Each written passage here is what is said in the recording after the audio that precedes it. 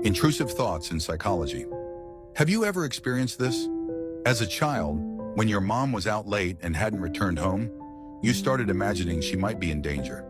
As an adult, you might fear your taxi driver could be dangerous, worry the roller coaster might malfunction, dread a plane crash while flying, or fear objects falling from above while walking down the street. Then in relationships, when your partner doesn't respond to your message, your mind immediately conjures up various negative scenarios. Essentially, your brain uncontrollably and repeatedly generates extreme, unusual thoughts. From a psychological perspective, there are no abnormal thoughts in this world, only normal people making normal adaptations to abnormal environments. This means that if we grew up in unhealthy environments, we adapted to survive by molding ourselves to fit those circumstances. When we leave home as adults and our environment changes, these once normal adaptations to bad situations now appear abnormal in new contexts.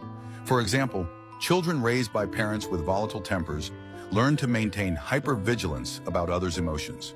As adults, they tend to overestimate dangers in the world and from other people, struggle to relax and trust, and habitually anticipate numerous unknown risks. People with this background typically exhibit two additional characteristics. First, pessimism. They always expect the worst, constantly worry about the future, and feel anxious even about things that haven't happened yet. They often feel exhausted and wonder, why do all the unfortunate things happen to me? The fundamental difference between optimistic and pessimistic people is that optimists focus on the present. They live in the moment. Pessimists, however, see into the future and all its uncertainties, which genuinely contain risks, making them pessimistic. So when you find yourself being pessimistic, repeatedly remind yourself to live in the present. Most of what you worry about for the future will never actually happen. The second characteristic is mental exhaustion.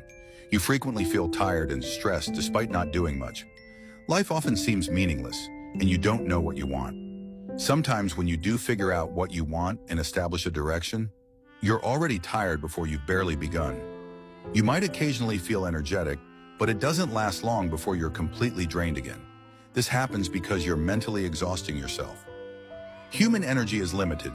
When you spend too much internally, you naturally have less to invest externally. At this point, just thinking about tasks makes you tired before you've even started them.